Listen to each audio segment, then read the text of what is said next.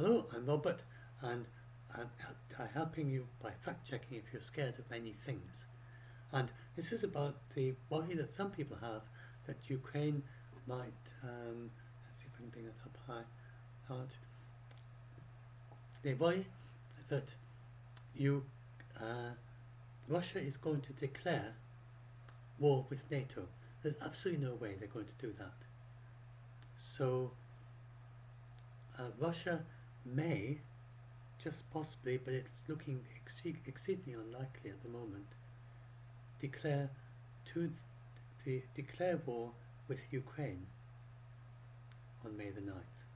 So we all know they've been on war with Ukraine for 2 months, except if you're in Russia, in which is the case you may think they've been on special operation for 2 months, and they're just doing a minor special operation in eastern Donbass, and so Russia may let on to its people that it's been fighting a war in Ukraine all along. Not all along. You can probably just say it's just started. And they are claiming that they need to explain to their people. So Putin has got this image of himself as a tough guy, and he has to explain to his people why, that he's got to show them that he's winning in Ukraine. He can't lose, or he's pretty much out of a job if he loses. So Putin basically just lies to them. And he says that he's denazifying Ukraine, which of course isn't run by Nazis at all. It's just complete fiction. And so in order to explain why it's lasted so long, when according to what he tells the Russian people, the Russian army is so superior, then he has to say that in some way they're facing they're facing the whole of NATO, and then he has a preposterous idea of the NATO Nazis in NATO who are funding Nazis in the Nazis everywhere with Ukraine, with Russia's ideology, and this is what they're fighting, and they've got advanced, it's because there's so many Nazis fighting them that basically it's lasting so long. That's basically what he's saying to them. And he's saying to them that their aim is, that the Nazis who he's fighting, their aim is not just Ukraine, but their aim is to take over Russia. And that's basically his conspiracy theory that he's using to motivate the war with them. So he may declare war with NATO, but not with NATO really, because he knows he can't match NATO. This is for domestic consumption. He's telling the Russian people he's fighting NATO, but he's not telling NATO that he's fighting NATO, because he can't. He hasn't got a chance. If NATO was to fight directly with Russia, then they'd be out of Ukraine very, very quickly, because the US has 300 of these F-35s, and Russia's only 12 of them. NATO has dozens of them. They could just push them out in the airspace in almost no time. And then, with control of the airspace, they're vastly superior in most of their other technology, and there's just absolutely no way that Russia wants to take on NATO. It's bad enough to take on the Ukraine army with supplied with NATO weapons. It doesn't want to take on NATO army supplied with the most advanced NATO technology there is, such as the F-35s. There's no way that Russia wants that. So he's not going to declare war with NATO. And it's actually looking pretty unlikely that it now looks as if they're not going to do anything special on May the 9th. They've said several times that they're going to they're not mobilizing for a long war with NATO, with Ukraine. They've said that, and all this helps keep things open. It helps keep Putin's options flexible. And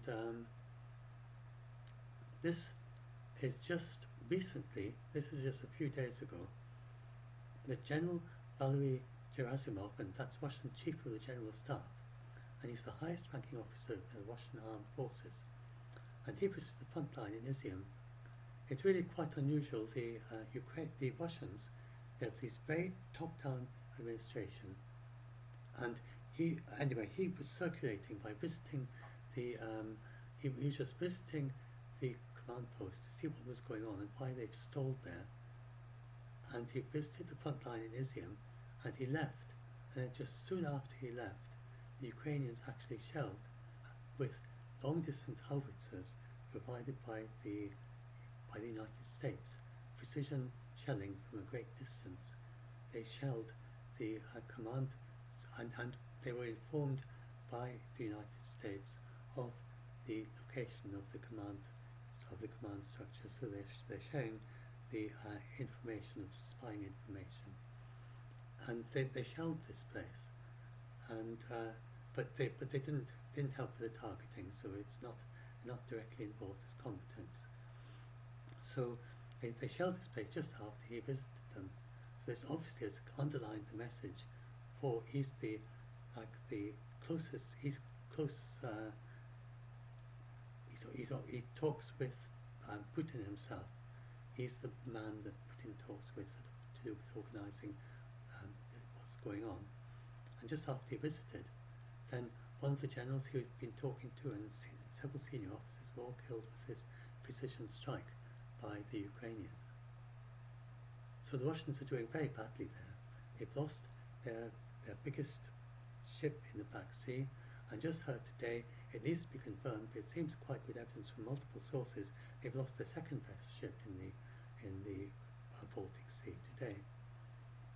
And they've lost several smaller ships in the Baltic Sea, and they're losing the equivalent of one battalion's worth of equipment, perhaps more than that, every day. And they started off with, I don't know, 100 or so battalions or so.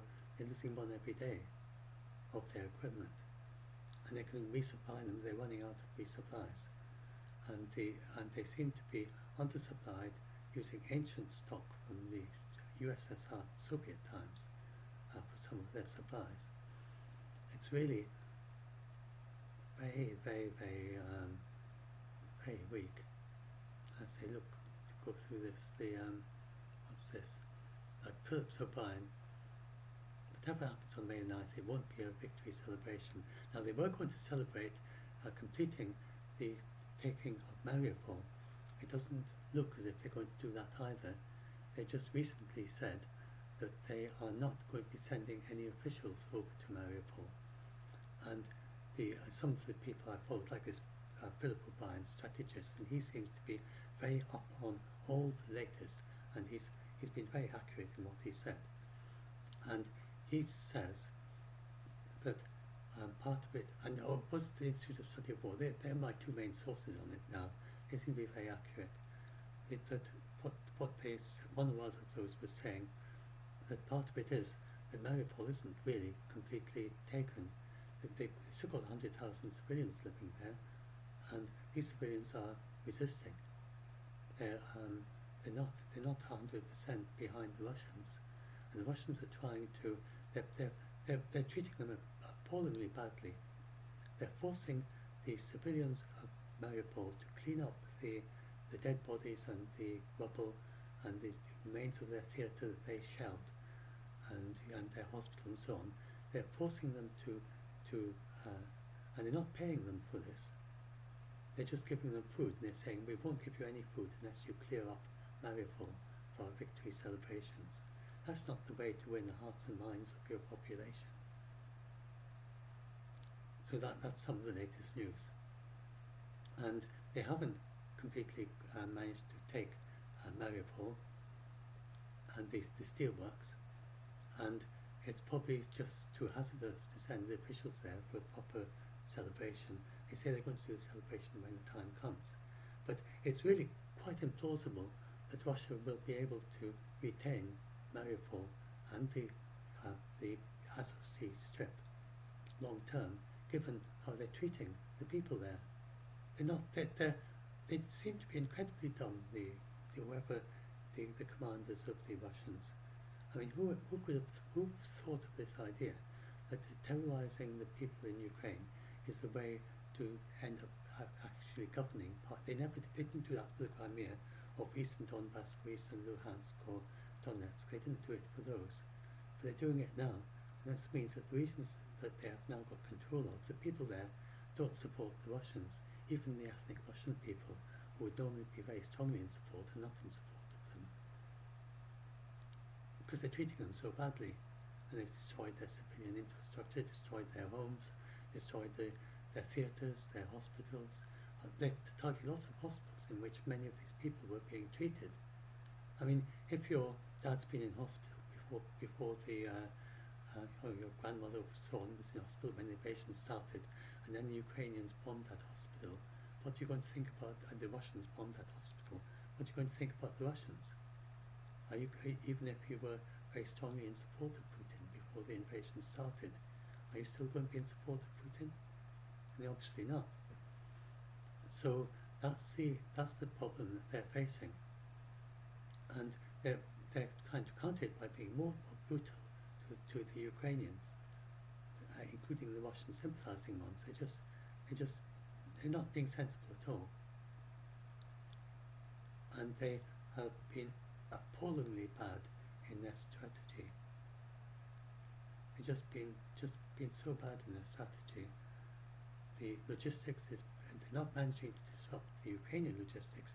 Ukrainians are disrupting their logistics, and that's how the Ukrainians won the Battle of Kiev, by disrupting the Russian logistics, while the Russians couldn't do much about the Ukrainian logistics. That's basically how they won the Battle of Kiev. And they're doing the same in Donbass. The Russians, they seem to be they have run out of their precision weapons, and they've used their precision weapons, bizarrely, for attacking civilian infrastructure throughout Ukraine. And they haven't used them for the important military objectives, like for instance bridges, railways, roads, airstrips, munitions dumps and so on. And they've used up 2,000 of these precision things, and they've used very little of it for military objectives. And they don't produce nearly so many as NATO. They only produce 20 of these a year, so that's a decade's worth being used up for really nothing very much. They're not very effective. And so they've only used one hypervelocity missile. So although they obviously have this very high-tech missile, the hypervelocity missile, they have so few of them, or they're so expensive, so difficult to make. They've only used one in 2 months. So really, then they have some brilliant ideas according to your military science, but they just didn't build the things. It's partly the corruption of the oligarchs, and for whatever reasons. So it's looking, they're probably not going to really have much of much of a celebration Victory Day of the Ukraine thing. And this has come up in multiple updates. So there's some people still pressing this narrative from a few days ago that's saying that they're going to have big May the 9 celebrations, but it's looking more and more, it's not impossible. It's looking more and more unlikely, even declaring Moldova as independent, or declaring the Kherson Oblast as being a new independent republic, or declaring Donbass as being part of Russia.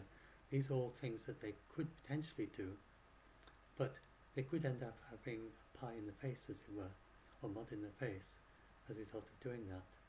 Because if they don't announce anything, then Putin is retaining the possibility of just saying, announcing to the general public in Russia, we have achieved our objectives, we have denazified Ukraine, and then he makes a peace agreement with Zelensky, which involves withdrawing all their troops from the pre-invasion lines, and actually they've achieved nothing, but he claims to the Russian people that they've achieved denazification of Ukraine. Putin still has that option at the moment, and it's the way the Russian army is going. He's probably going to want to retain that option, because it's not at all clear that he's going to be able to achieve what he wants. It seems very likely they're going to push back and take the whole of Ukraine, and that Russia is just not going to be able to keep those regions, although they're trying very hard. So they're not going to they're not going to say that Russia's at war with NATO. That is just beyond belief. Not to NATO. They may say to their own people, this seems incredibly unlikely, because doing that would commit them to it being a long war. And they're doing so badly. They haven't really achieved. They haven't made any progress in 3 weeks. Have we got anything about that here? Well, this is the Izium. That's the command post that was destroyed. It's somewhere around Izium. It's the area controlled by the Russians. And apparently the latest news as of today is the Ukrainians are pushing back in Izium, and they've been pushing back around Kharkiv for a long time. And and they've just been making little wins of a few villages and towns sometimes. Ukrainians then win them back again, and that's been going on for 3 weeks. And really it's hardly changed in 3 weeks. So I'm not sure I've got the whole thing. And this is about how they've